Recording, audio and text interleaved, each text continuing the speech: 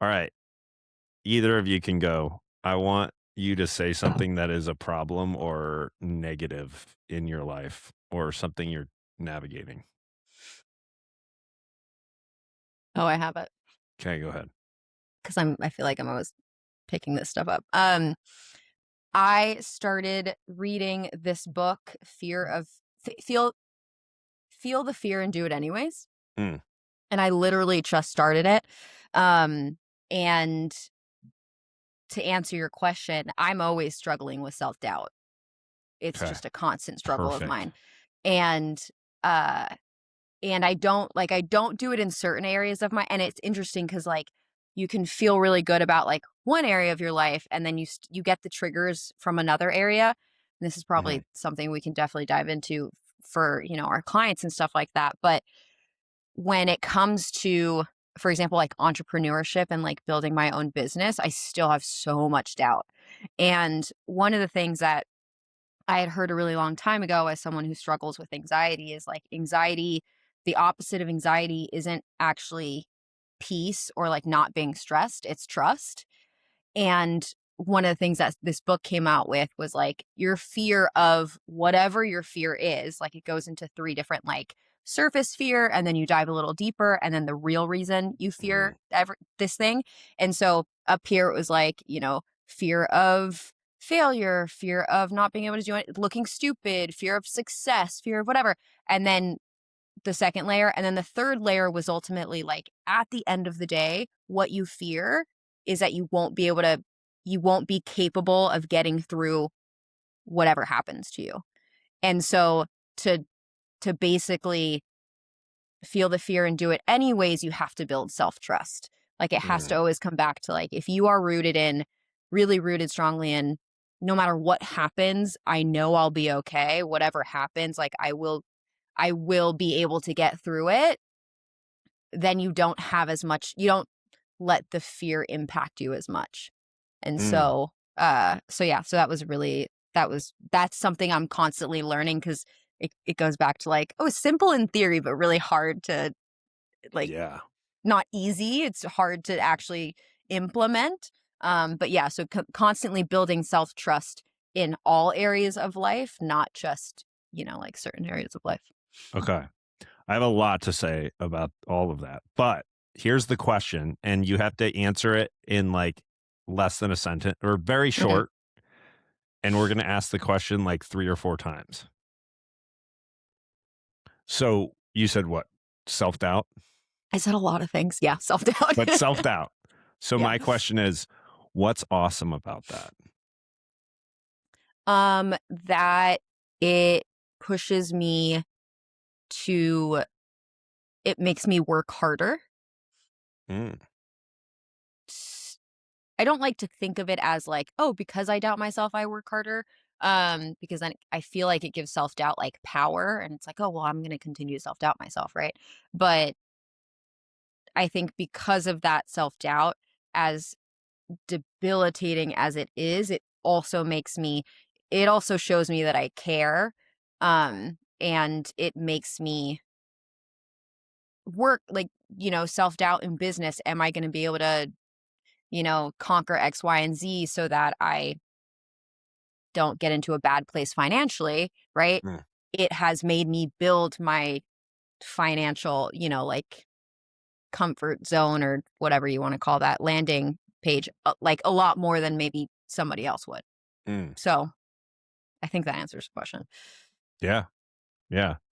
Yeah. So, I mean, you went like 4 steps ahead, which I love it. Sorry. Growth, hashtag growth mindset. Right. But, uh, it was just like this course I'm going through. We did that, and it was like a negative belief about yourself, and I was Mhm. amazed how quickly it flips a super negative belief after like 1 or 2 questions into like, oh my god, like I'm seeing the positive in this trait of myself like very very quickly, like Yeah, all the good that comes from it. yeah. Uh, so I love that.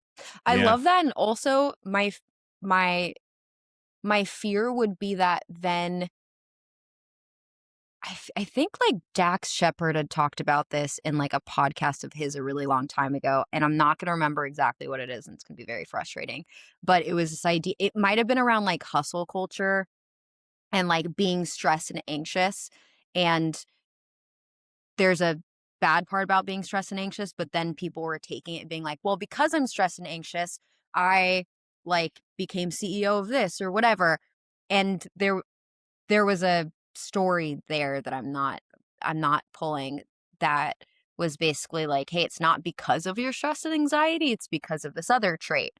I don't know, I feel like I would be worried that people would be like, "Oh, wait, so it's good to be, like, self-doubtful. Okay, I'm gonna hold on to that then." Right? Oh. Oh, oh, That oh. that you know what I Like mean? justifying it in a way? Mhm. Yeah. Mhm. Yeah, I yeah, think yeah.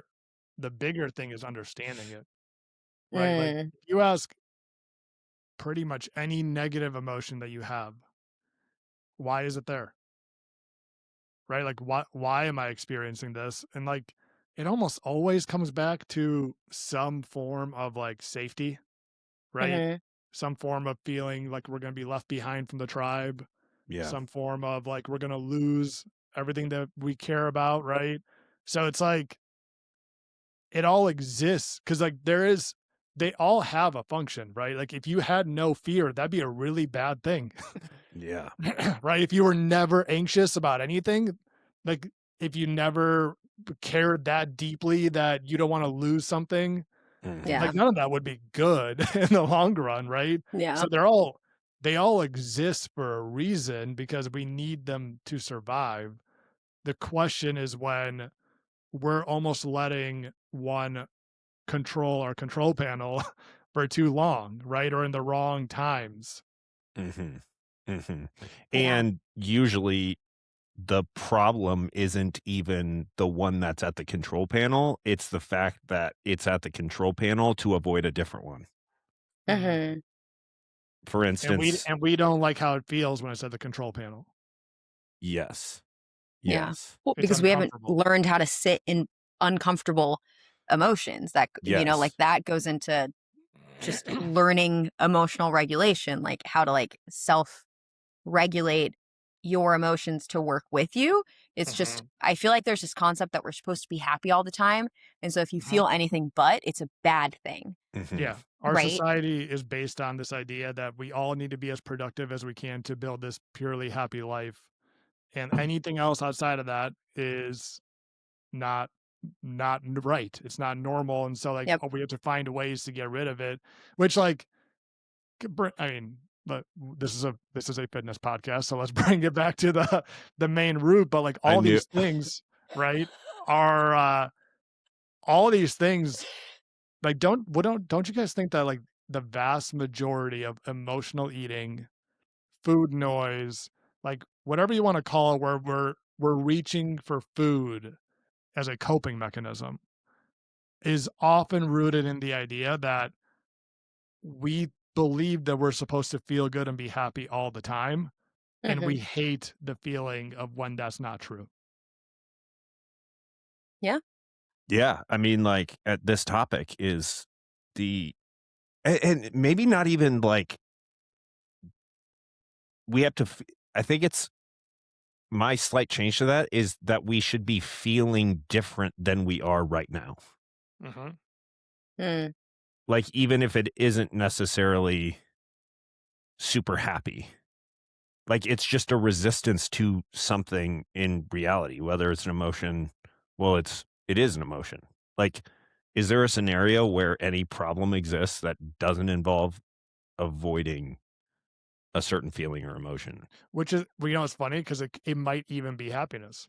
It might even be joy, right? Like, think about celebrating with food, and many times, like, it's, like, almost like we're anything that's, like, outside of baseline is a weird feeling. Like, feeling, like, super, super Oh, joyous about something yeah. is, like it's exciting, but it's also kind of, like, unnerving, right? Yeah.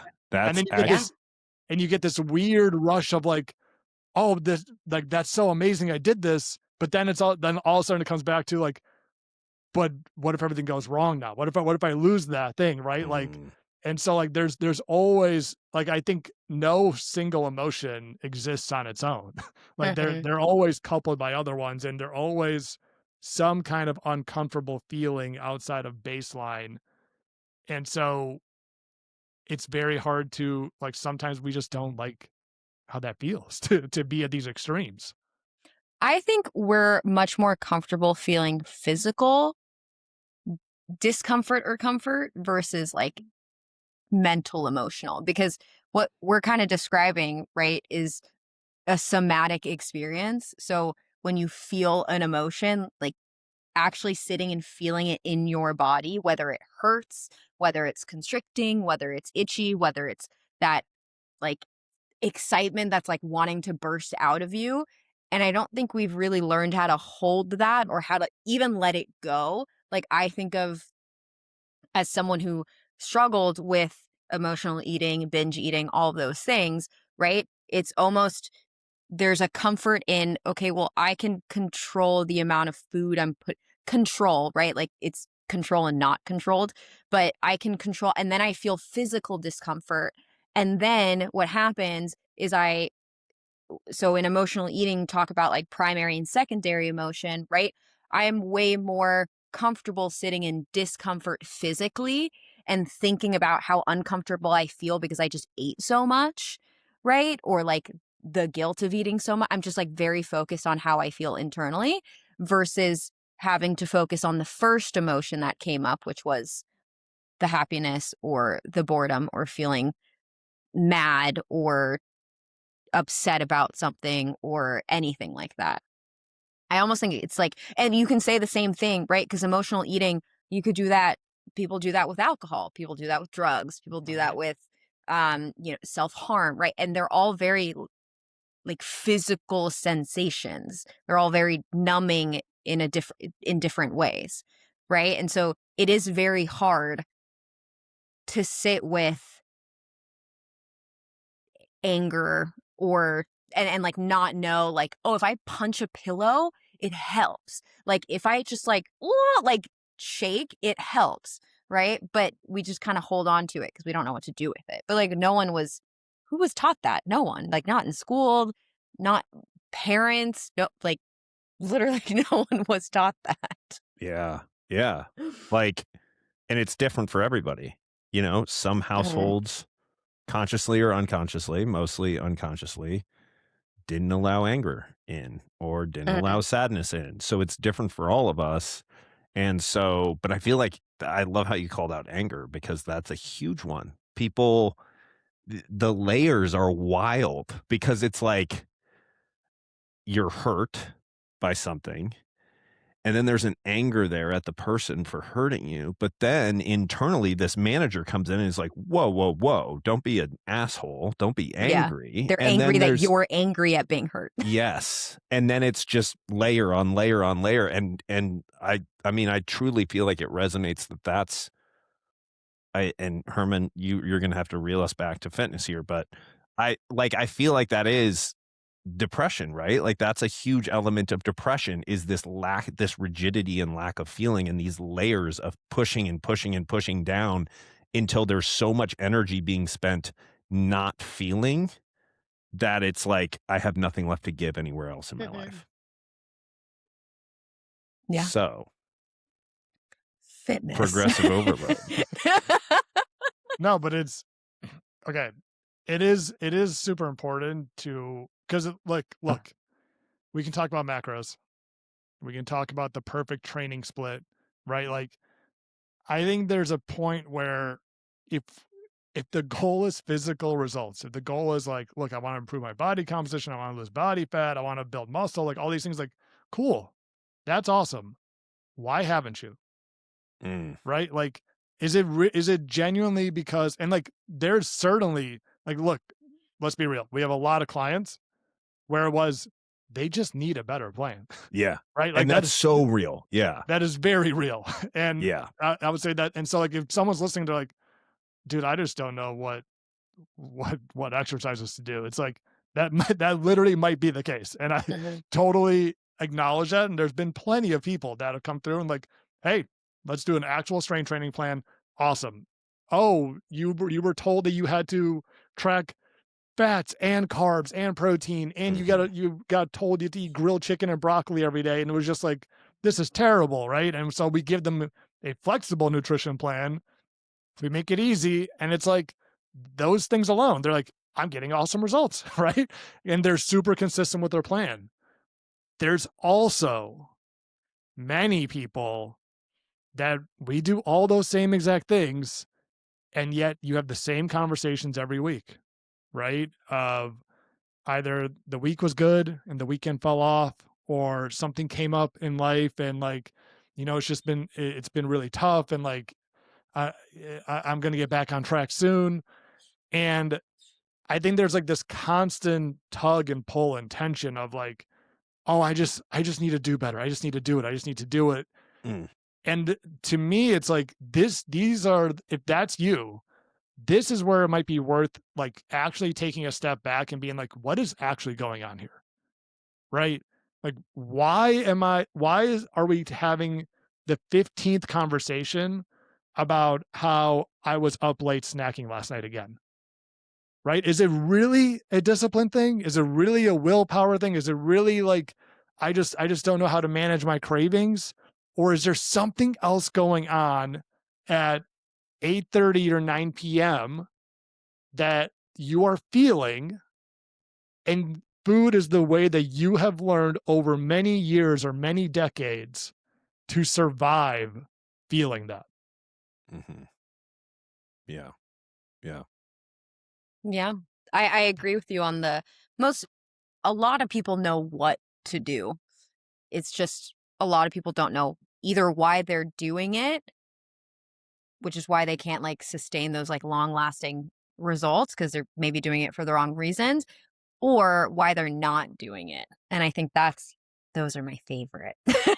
Yeah. Yeah. I I think all love three of us. those. Yeah. Mhm. Well, and it's so interesting because the mind is so sneaky because a lot of people are in that trap, but it's not intuitive to think, oh, what am I avoiding? What am I uncomfortable with? What Mm, uncomfortable sensations or feelings or emotions am I unable to sit with? It is a lot easier for this mind to sneak in and be like, your plan is the problem. You need a new plan. Or mhm, something is going on health wise. And I'm talking from experience here. Something's wrong with your blood chemistry or your nutritional status or your micronutrients. Your Go hormones. out. The problem isn't here. Go find a solution external to yourself. mhm. I did that for a decade, like searching for something is wrong instead of tuning in. Mhm. And so it's just this, no, I need a new plan. I need a new plan. And then it's like, oh, I got that plan. Don't feel happy. What's wrong? What do I add? What do I subtract? And you're just like tunnel vision. It's ruthless. Yeah. Um, and overthinking, like the mind running and ruminating, that's an avoidance strategy. But Yeah. since it's convincing you there's a problem to be solved somewhere, it's easy to get sucked into that. Yeah. How did you, from your experience as someone who kind of constantly, like you'd mentioned, was doing that for so long, what was that first step or realization or thing that you did to get out of that? I think a large part of it was not finding the thing Hmm. over and over and over again. Truly. Uh and then naturally, like, there started to be oh, I can do this practice and it will get me this. But it started to veer into like more meditation or Mm. breath work or something like that, that just started to be like a peek into that.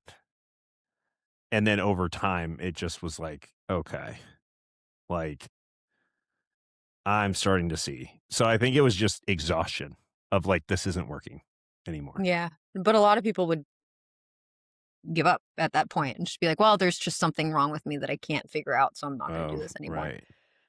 Yeah. Interesting. I never considered.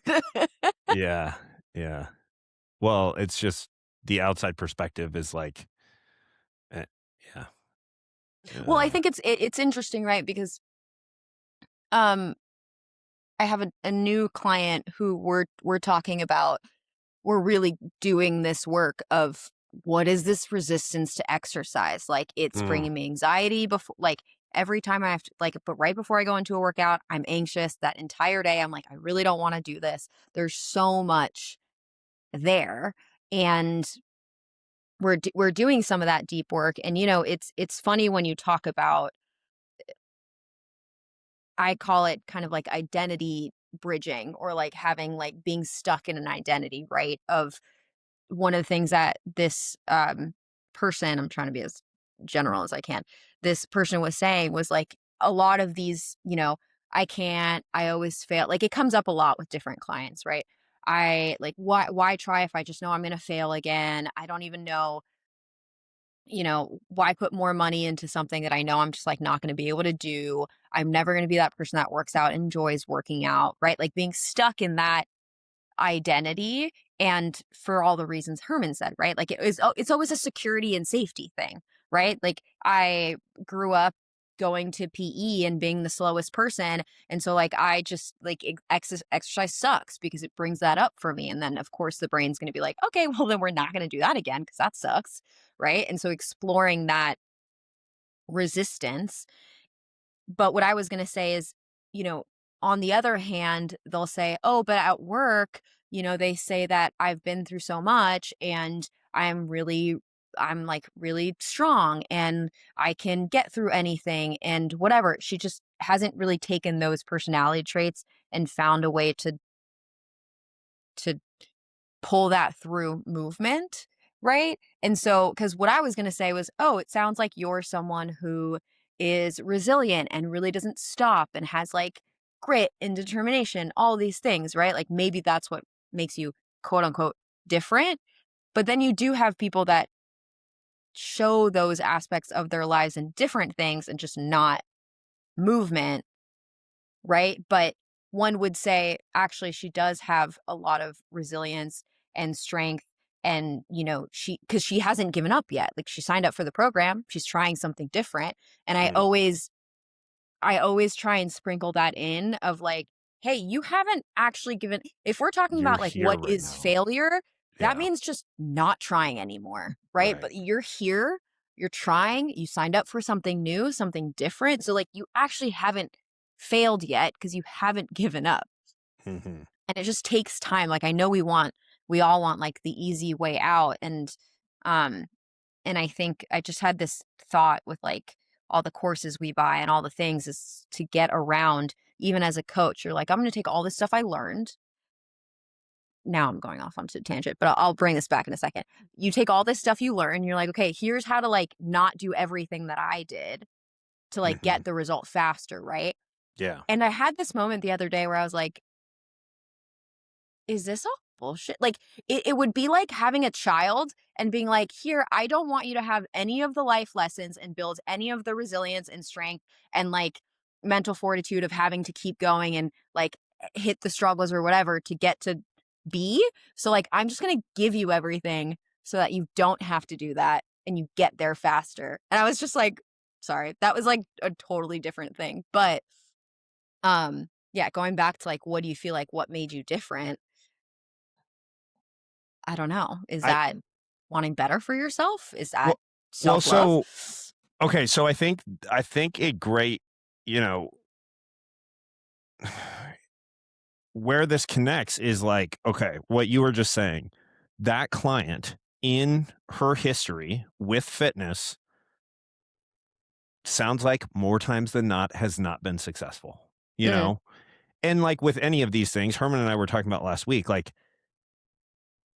it's very rare where it's true 100% of the time.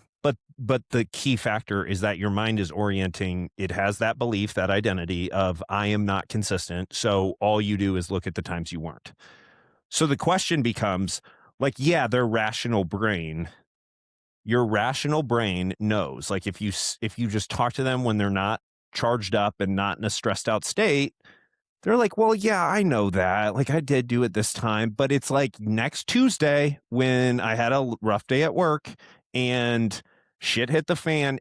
It doesn't matter what I know because something happens and I think Herman's posts call it like a ravenous banshee or something, like whatever it is, Yeah. you turn into this animal nature. And so there's a few different aspects there, but like once we can pinpoint, oh, there's this thing going on in my life where I tend to do XYZ, and that is not helping me live the life that I want to live long term. That's just the starting point. Like you don't identify it and just change it overnight. It's okay, now there's some reps involved. And what that comes back to is the ability to respond instead of react in the face of emotion or uncomfortable emotions, feelings, whatever it may be. So I think like it's twofold, but I think growing that emotional regulation muscle, that I think that's what we're going to talk about here. I don't even know what currently. I don't know yeah, how far where we into are in this process. 30 minutes. There's that, and doing that, I think you don't necessarily have to know what, because one thing that bothers me a ton is like I see people on social media that talk about this identity thing, but they're super abstract about it, and then they don't give any tools of like, it's like, okay, I don't know what okay, cool, like, yeah, I'm not good at this. You're not actually telling me what to do. Like now you just have another thing you're not good at. Exactly. So it's just like it's more of the same thing. So I think identifying it, if like it can be helpful if it's coming up, but what is the reason that underlying belief shows up today as a problem, and what that is an uncomfortable feeling or emotion that comes alongside it. So developing the muscle of responding instead of reacting, building space, allowing emotion instead of letting it rule you, it helps your fitness, it helps nutrition, it helps exercise, it helps everything. So yeah. Yeah. I think you just highlighted, we're all laughing because we're all over the place. You just highlighted something. I'm losing it. Herman, get us together. Herman, come on. Where are we supposed to go with this? Aren't we talking about emotional regulation? Okay. Why don't we talk about like actual tools then? Right? Like, because I think we've established that there is an emotional component to this, that a lot of it is avoiding discomfort, right? Which bleeds into our fitness, bleeds into our nutrition, bleeds into our entire idea and our identity of who we are and what we're capable of, right? And so I think Brooks, like the point you just brought up is super valuable. Like someone's listening to this going, okay, I get it. Right? Yeah. Like, yes, that is me. Like I'm very hard on myself. What do I do about it? Yeah. Before we talk about any of these, so many things can work. Like and this is where, so talking to myself 10 years ago, this is where you get into if you ignore the principles underneath it and focus on the methods, all of a sudden it's like my morning routine is 3 hours long. I'm journaling, I'm doing breath work, I'm doing a cold plunge, and it's like this long list. And it's like, well, what's all this doing? And it, like Azul said before we started recording, it's about the intention behind it. So you can go through the motions with any of these practices we're about to talk about. And if you're not connecting more to yourself, then we're missing the point. And what I mean by that is like, at the end of the day, it's kind of like in some way, shape, or form, tune inward, slow down, like across the board. So no matter what it is, just looking at an opportunity to take a moment, right? So let me talk to you guys about the one I've been on lately. So I feel like I'm about to be sold something though. I am going to sell you on there is it's like a $15 subscription. There's a 7-day free trial. I do not have an affiliate code, but this is super cool. So I'm really excited about this, if you can't tell. I used to use Yoga Nidra, And yoga Mm. nidra, look it up on YouTube. It's not yoga, or as you would think of yoga. It's you lay on the ground and you go through just like a body scan, basically. It brings your awareness to different parts of your body. And this is just going to connect you more over time. You don't have to do anything when you do it. You just lay there and listen to a track, and it's like 10, 20, 30 minutes. It's super restorative. So that's something in the afternoons. Like, I think because it can be so easy to add another to do to your list, and it's like, now I'm supposed to meditate, and now it's another thing I should do. And I just sit down to meditate and I just think and I get pissed off at myself and it doesn't feel like it's working and fuck this type of a thing. So this is great because it's like you can literally lay down and do nothing. And it's like, it's really cool. Like you get up Which, from dude, that. also Go ahead. real quick, like I've thought about that. Why is meditation so uncomfortable for so many people? And I feel this too. It's exactly what we've been talking about. Because when you meditate, you are Y- finally actually Yeah. stopping and feeling what is Yes. happening, right? And that is and it's uncomfortable, right? And so when you're like, this sucks. Like I hate just sitting here and like trying to do nothing. My mind is racing. It's like, Liz, you don't have to like the goal is not to stop your mind from racing. Right. Mhm. The goal is to finally listen to it, Mm. Yeah. right? Just Yeah. like actually be there and just allow the white noise to happen and actually feel it, absorb it. It's going to feel uncomfortable. That's the exact point of it. Yeah. Yeah. That's a great point. Yeah. That And is a really good point. like, then we end up avoiding that because it sucks.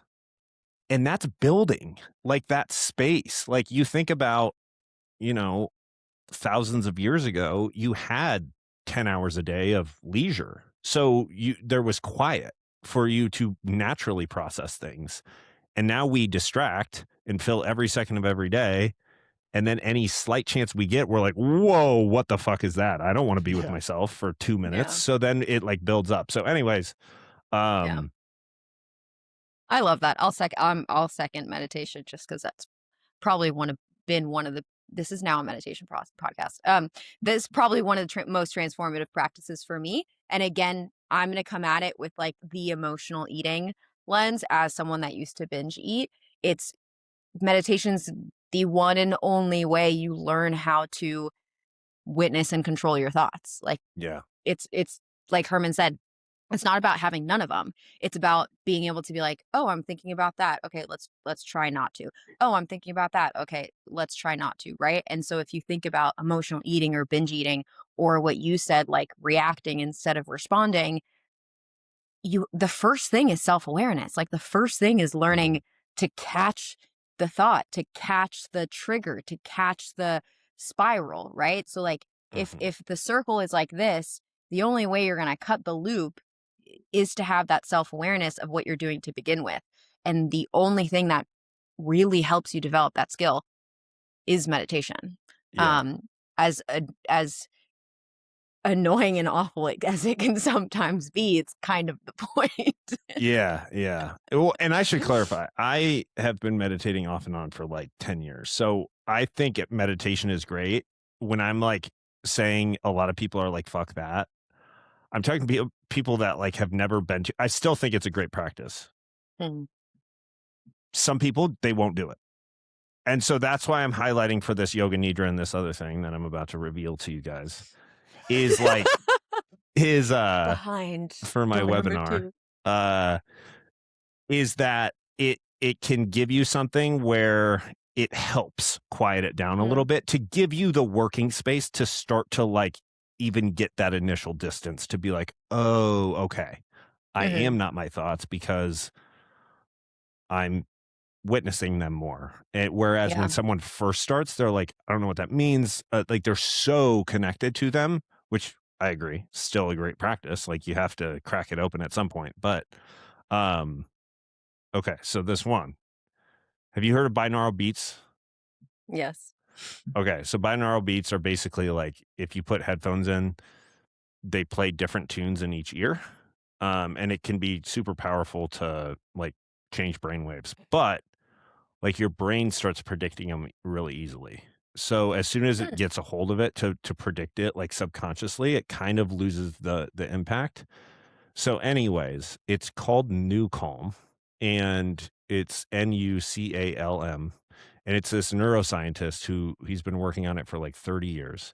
And for the longest time, it was just like a class 3 medical device. Like you needed this headset with these things and all the bells and whistles. But now, anyways, now it's an app, and you just put headphones in, and their like flagship is called Rescue, and it's kind of like binaural beats, but they have a weird technology around it where it never stays consistent.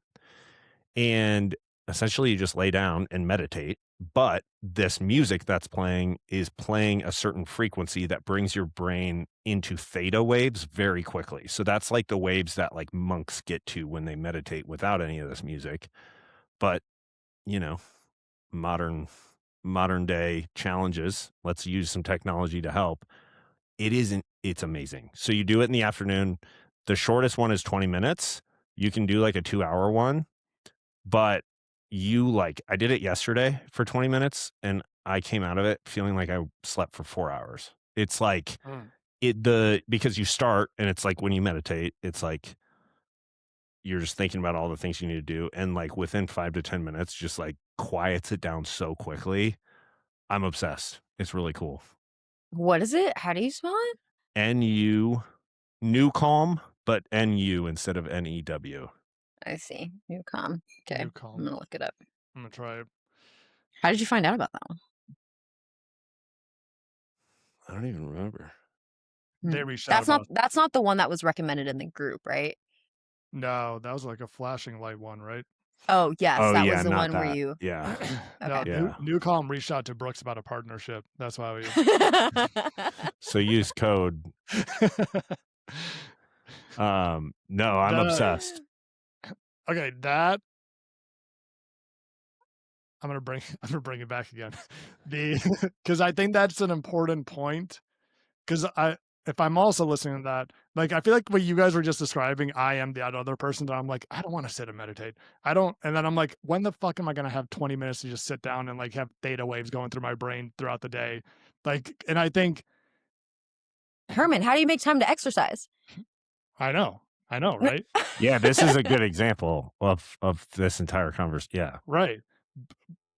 But I think that in itself is like it's one option amongst the bigger premise is being you have to find time to actually get out of your fight or flight mode. Yes. Right? Like that, because that's the reality is like again, going back to why do we feel these things and why do we cope? Why do we distract ourselves from our feelings? And a major reason for that is because when you're being chased by a tiger, it's not good to feel sad. It's not. It's like it's not good to be sitting in our emotions or meditating or thinking about these things. Right? We need to get the hell out of there. Right? So like our brain is good at overriding emotions when it feels threatened. When it feels like we need to be in an action state right now. Right? And if you think about that, well, what is our society? Our whole society is based on the idea of productivity. Yeah. Right? Like Yeah. all day we are in an action state. We wake up, we're getting the kids out the door while we're making breakfast. We go to work, we are literally in that state for 8 hours. We come home, we try to make the kids actually get to bed on time while eating something outside of one chicken nugget, right? Like, and then by the time you get to 8:30, 9 p.m., the whole day's gone, right? Like that's many people's lives every single day, right? Yeah. And so a major piece of this is like, people will hear and be like, okay, I get it, dude. But like, I literally like am doing this from 6 a.m. to 8:30 p.m. Right. And so like, I think that's the harder part is like finding a way to actually, cause then the really easy thing, and I have fallen into the trap before is like you finish dinner and now you're like, oh, but I have that one email. Right. Or I have that one message I got to respond to. And then you can find yourself easily in this rabbit hole of like working more. Right. Even though almost every single time you're like, nothing would really happen if I just left this for tomorrow. Right. But we convince ourselves. And so, like, it's like you actually have to force yourself to get into this rest and digest mode and honor it, right? Because that is when you can actually experience these feelings and allow them to come in safely. Mhm. Yeah. Yeah, Yeah. and 2 things on that. I think 1, that literally is the benefit of meditation. Like, literally what you said right there is, "Oh, well, maybe I'll do that one email. Maybe I'll do that one," right? And again, it goes back to the self-awareness and the ability to break the pattern by understanding you're going into the pattern to begin with. And I think the second thing is when I started with meditation, it was kinda the same, like, right, like, I was supposed to do it in the middle of the day because that's, like, when it's best for anxiety, and I just, like, wasn't getting it done. And so 2 things there, I think. 1, meditation's a form of mindfulness, and yes, it's probably one of the best ones, but that doesn't it's kind of like working out, right? Like, yeah, ideally, maybe we try and do a 60-minute workout, but you work your way up to it, right? So maybe you start with 15 minutes. So there are other practices of mindfulness, like that you can what we call habit stack, right? So if you don't have time in your day, maybe when you're driving to work, instead of listening to music or numbing out with a podcast, you do it silent. Mhm. That is a form of meditation, mindfulness, Mhm. right? And you're still building that muscle. Like we just did the self-love challenge, right? The solo dating. And that is another form of mindfulness, like going to dinner by yourself or sitting with a cup of coffee, and instead of reading the newspaper, you're just sitting there with a cup of coffee. It's something you do every day anyways. But how can you maybe habit stack different forms of mindfulness or meditation that isn't a whole 20 minutes dedicated to mindfulness, you Mhm. know? I find it easier to practice meditation right when I wake up in the morning. I don't even get out of bed. I just put my headphones in, right? That being said, I don't have kids. That being said, I wake up. I have the luxury of like I do wake up 2 hours before my first client so that I have that time in my day. Some people don't enjoy waking up in the morning, right? So meditation works for me because I do it first thing in the morning before anything else. For someone else that might be lunchtime, that might be right before they go to bed, that might be as they're breastfeeding their child, whatever that looks like, right? Um, but I think that's something that I practiced to begin with was, okay, if I can't meditate, how do I just become more mindful? Because I was someone that I was audio booking while I was cleaning dishes. I would listen to a podcast while I was driving the car. If I went for a walk, I was either talking to a Yeah. friend or again listening to an audiobook. Like it was just always information overload. And so if you're doing certain things during your day that you can practice mindfulness, maybe that's the way to introduce yourself to the practice if you're someone that doesn't seem to have time. That's just a thought. Yeah, one of my favorites in that scenario is like brush your teeth mindfully, Mhm. you know? Hopefully you do that every day. 2 minutes. Like better than nothing, or loading the Yeah. dishwasher, you know? Like that allows you to start to work that in, or yeah, don't put the headphones in for your walk outside. It's great. And it's super I think uncomfortable. a key distinction, Mhm. right? Yeah, yeah. I think a key distinction too is that because it can be very easy to start with a tool like this, thinking that you or what we talked about at the beginning here, right? The inability to be with a certain emotion. Mhm. These can become tools to avoid that certain emotion. Instead, so the Mm. goal ideally is to allow that emotion and not let it take over, not allow it to take you over. But all of a sudden, like, oh, if I do breath work, I can avoid anxiety or I can avoid sadness or avoid that feeling. So it can become this weird, like indirect, which I think it's any slowing down is going to be great at the beginning. But over time, like paying attention and staying curious around, am I doing this to bring myself back to center and allow everything to come up? Or am I doing this to maybe escape a certain feeling that's going on? Mhm. I had a question, but then I realized like none of us are psychologists. So maybe Can I, I was like, can what I would you say to someone to feel their feelings? I was like, you know what? We're going too far. We're going a little too far. can I throw Okay. an analogy out there? Love those. Okay. When you think about Yes. think about someone who rides a skateboard, right? Or like a scooter, either one. Mhm. When you see them going, right, they're riding down the road, how silly would it be? Like, because obviously like they're hitting the ground with 1 foot, right? And then they're sometimes taking the foot up and they're riding the board with 2 feet, right? And then they're kind of like, how silly would it be if you saw someone that would just kept kicking 1 foot on the ground over and over and over again, and they never put 2 feet on the board ever? Like the whole time they ride, you're like watching them, you're like, what the hell are they doing? Why is like why is he never coasting? Why is he always just and that is essentially what you're doing when you're never getting into this restful state, right? You're constantly in this go, go, go, fight or flight mode because essentially, like to move forward, you need both, right? Like Mhm. if you're constantly pedaling or hitting the ground or whatever you call that, eventually you're going to have to lift your foot because you're going to burn out, right? Like you're going to get too tired from doing that. You're going to be forced to coast on the board, right? Which is exactly what happens when you never allow yourself to rest, to actually stop, to think, to feel.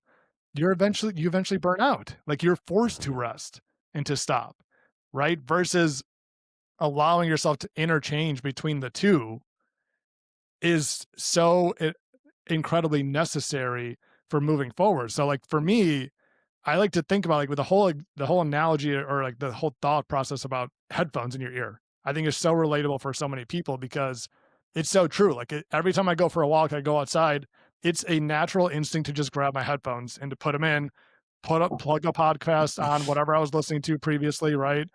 And so like I've had to over the years, and I'm still not good at this. Like I still am working on this over time. I have to recognize like where am I in this process of pedaling on the skateboard, right? Many times I wake up in the morning, I got all this energy, my cortisol's high because naturally I just woke up, like my adrenaline's up, and I go for a walk. I put on the podcast that's like educational, whatever. Like I'm pumped. Like I'm learning, I'm listening, I'm walking, it's enjoyable. In the middle of the day, there's many times where like I'll go for a walk. I put a podcast in. I don't hear a single word they're saying. Yeah. Mhm. Like it's just Yeah. going, it's just white noise in the background. And but I'm feeling it. It's I'm hearing the things they're saying. I'm getting mad that I can't focus and listen to it. So now I'm getting more upset about whatever I'm like I'm getting upset that I'm not listening to this podcast that has nothing to do with what I'm feeling originally, right? And so I have to understand like you got to step up on the skateboard, right? Take it off. Like get the podcast off. And sometimes that is listening to music. Like that's enough to be like, okay, now this is just an enjoyable walk. Sometimes that's too much. Like sometimes I have to be like, shut it off. Like let's just take the headphone out and just listen. Like what's out there, right? Like there's birds here. You haven't even heard that for the last 5 days you've been outside, you know? And Yeah. that I think alone is like has been such a transformational habit in terms of how I feel the rest of the day. Yeah. Yeah. Mhm. I fun fact, a couple of years ago, I gave myself a anxiety attack because I did that exact thing. I went to the doctor. I was on a walk with my podcast and I was like pumping. I was in that mode of like pumping audiobooks, pumping podcasts, pumping like always. I was in the middle of taking a course and I was on a walk and I like felt my heart like start to race and I was like, this is weird. I'm just walking and I like walked to the nearest CVS and I like sat there because I was like, if I die, CVS is like sort of pharmacy, sort of might be able to help. And then everything ended up being fine. I went to my doctor and she was like, take me through what your day has been like or whatever. And I was telling her in extreme detail, as we all know I love to do. And she she was like, you're literally overwhelming yourself. Like this is overwhelm. Like you just basically overwhelmed yourself into like an anxiety panic attack. And so I had to really, it's never happened since. but it's a real thing. Like you need to relax. You need to rest and recover, right? Um, okay, but we were talking about tips, right? So another tip, another tip that we kind of talked about before we press record was the practice of anticipating obstacles. Like one of the examples we had given, which was, ideally you're going to therapy before the big bad thing happens. That way you have the practices, you have the tools, you've kind of given yourself time to practice what you would do in case of X. But a lot of people just go into X and then go to therapy once everything kind of goes to shit. And I think anticipating obstacles has been one of the biggest, I think, game-changing things for a lot of my clients, which is like, you're gonna mess up, and that's okay because you are a normal human being. Everyone does. If you can anticipate that's going to happen, you almost you normalize the experience so that when you get there, you're not as freaked out, you're not so reactive to what's happening because, like, it's normal, it happens, right? Mhm. And it gets into that obsessive energy that I think, Brooks, you were talking about earlier. And two, it allows you to actually create almost like a game plan, right? So like if and when I sometimes overeat and I feel uncomfortable, X. If I have a late meeting that happens and then I get home and I don't have energy to do my workout, then why? Right? I think anticipating art obstacles, one, makes it just realistic. Like it sets realistic expectations for when life gets lifey so that when Mhm. you hit that obstacle, you don't feel so scatterbrained. You don't immediately go into like, what's wrong with me? I'm so undisciplined, blah, blah, blah.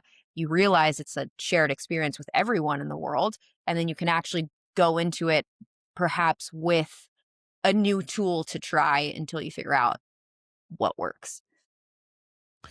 Yeah. Yeah. I think an important distinction is like the meditation, the Nucalm, use code Herman for 10% off. The outdoor walks, I mean, even this is where like a cold plunge can be super helpful. Like, no, it's not going to Get like out of here. burn Bye. 5 pounds. Bye. That's where I draw the Learn. line. Come on. So like learn or a cold shower. But what are you doing in that scenario is like, okay, that's cold and I really don't like it and my heart rate's going up. That's anxiety, right? Like I don't like this experience. This is showing up in my body, heavy breathing. I want to get out. I want to get out of here.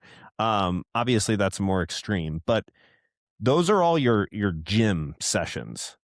But why are we doing that? It's so that when somebody cuts you off in traffic or you're tempted by some food and you want to overeat or something else happens, you can, in those moments, allow that intense emotion to arise and not take that action or to Mhm, respond instead of react, right? mhm. So, like how you're talking about, that is like, talk about the antidote to perfectionism. Like, life is going to bring things up that you don't enjoy. And it's just this practice over time of applying that mindfulness muscle or the self-regulation practice of things come up in your day. Let life bring things because it will. Like we don't have to, I don't know about you guys, but like I don't have to go find things that are going to trigger me. Like it just Mhm. happens in life naturally. And using those, all of a sudden using those as the opportunity to practice allowing emotion inside your body. So like Herman, Yeah. what you said earlier about, oh, there's that message in my inbox. It's like, yeah, I'd be fine if I don't answer it, but I would love to answer that email to get that out of my brain so I can relax. And that's like the ultimate example of manipulating your external reality so you can be okay and feel good, right? And it's the most minor thing, but it's like, for the longest time, little things like that. Oh, I just have to get everything off my to-do list to relax. And I just thought that's who I was, And it's like, okay, wait a second.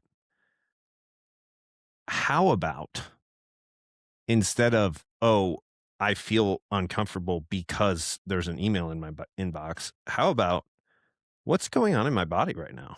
What am I feeling? What is uncomfortable about this thought that there's a thing on my to-do list that needs to be done?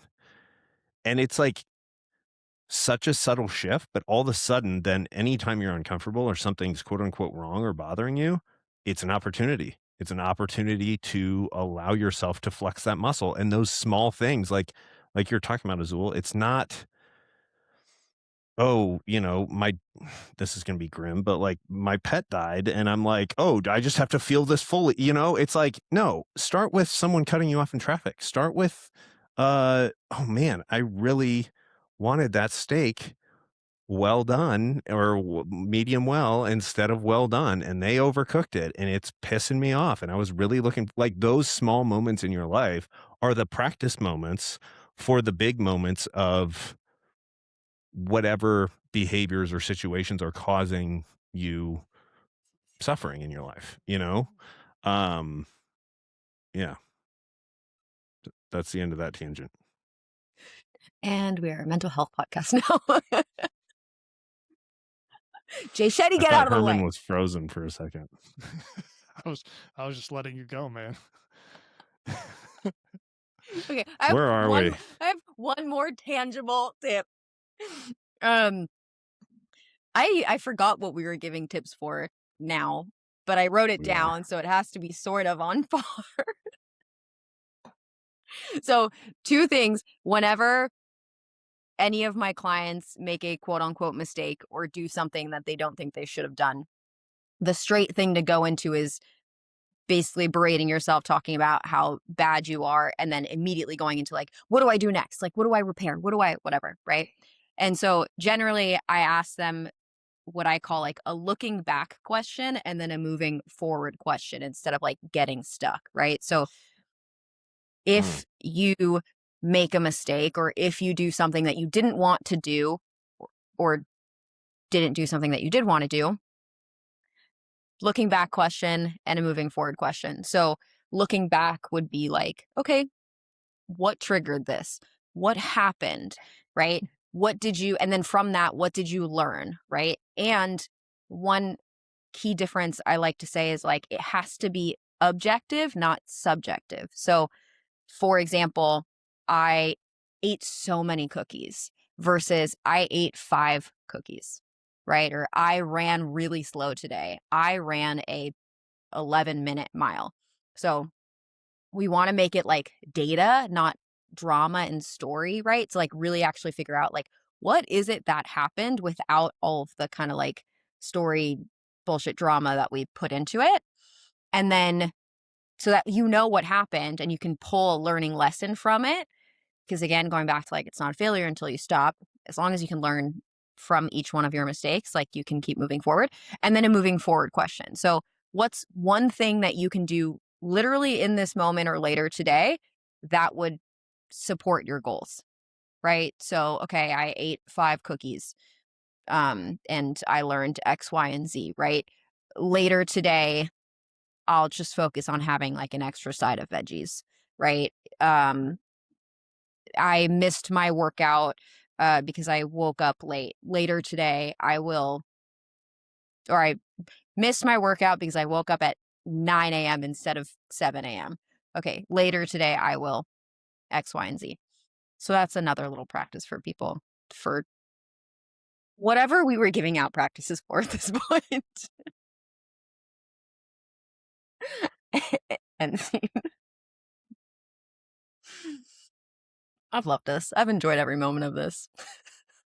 Is that, did we do Herman's it? over there Did like we I'm solve it? picturing the meme of the picture of the meme of the kid with the vein popping out of his head, like straining as Azul and I are just talking uncontrollably, like with no structure here. He's like, Herman's like, okay, fitness. And then Brooks and I are like, the brain waves yeah. and the things that you I Herman's like, started replying to clients. I'm not even. Okay, so no, I got this. So if you This is want great. to, if you're struggling to stick with your plan, emotional regulation is the key. And there are ways to strengthen that and you find something that works for you, but just pay attention to how you're feeling. So, walking outside, meditation, Nucalm, yoga nidra, cold plunge, anything that's going to help you just to yoga class, Pilates class, we didn't talk about this, but social relationships, of course, Mhm. family time, unplugging really is what it comes down to. Uh, and just experiment. I think one question I have for you guys is like, it's easy to listen to this and be like, fuck that. Like I don't have time and I don't want to, Just give like me the Herman workout said, he's like, program and the meal plan. yeah. And so it's like, I don't really like it's kind of like if you're getting the results you want, then great. Like that's fine. But it's kind of one of those things that it's like, I want you to want to do the dishes. And it's like, that's, you can't make someone want to do something.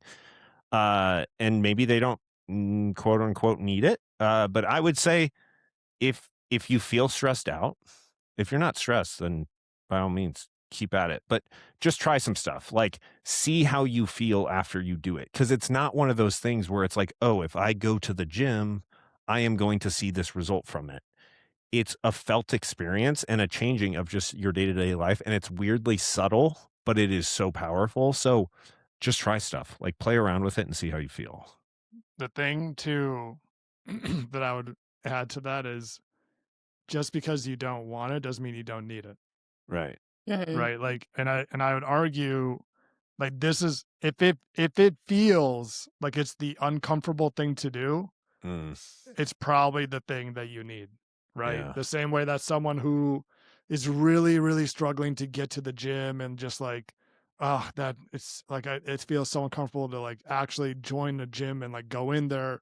It's like that's you should probably go join the gym, right? Like the same exact like if you're listening to this and you're like, I don't have time to do that. Like when am I going to find time to sit still or just Yeah. like I need to send these emails. I got to get. It's like you're probably the person Yeah. that could use this more than anybody Yeah. else. And they're probably Yeah. not, they just turned this episode off Yeah, it's 5 so They minutes long went in. they ago. went back to our 32 tips for fat loss episode Yeah. and are just like, "All right, I'm gonna try 13 and 14 a day." Yeah. Oh my God. Yeah. Um, Incredible. Which, by the way, if you're that person, I relate with you. I got you. We're in this war together. yeah. Herman, what did you learn today? I I don't want to do any of that. That means you need it. I Herman. know. Dude, you This need is actually an intervention for Herman. That's all this Right. was. let It's the well, it's ironic because that personality is I'll do anything. Tell me what it takes. I'll do anything. And it's like, Yeah. yeah, you'll do anything except do nothing. Like that's Yeah. what you need. And that was me. Yes. Like I will do anything. Tell me what to do. And it's like, no. It's Trust kind me, of like the I'm really good at telling my client. Like yeah. because of this, I am incredible at seeing it in my clients and telling them that exact thing of like, Mhm. trust me, this is when you need to rest because I know that and I see it in myself. Yeah. Yeah. It's like telling a parent. I heard this analogy on a podcast like years ago, and it was a story or not analogy story. He's coaching and people are coming to them with their kids in high school and they're like, my kid needs to go to the NFL. And like their kids, like they need to play. And he's like, no, no, no, your kid needs to play. And these parents who are like very controlling and obsessed over their kids' like athletic development are like, okay, so like how many sets and reps of play do they need? And he's like, no, they need to fucking play. Like you're missing the point. But um seriously, Herman, just do me a favor and do one new calm session because I it's will. so much I will do different. that for you. And it's like the way I don't know. It's because I can be the same way and like going into it because if I go into a meditation at 2 p.m. and I know Azul's going to say, yeah, that means you need it even more. And I say that to myself too, but it's like at 2 p.m. It's a shit show. Like Oh, compared to it's so first thing in hard. the morning. It's so hard. And like this, you can feel it just bringing you down so quickly. It's really quite enjoyable. I will do I it. will say. I'm just going to do it on my walk. No, you have to have an eye mask on. Oh, that was a joke. Or was it a joke? I have a delay right now. You guys have been delayed for me for like 30 minutes, so I'm not connected right now. You know what? Maybe I'll do it during that 6-minute hit workout you told me about. I'll just do it then. Multitasking.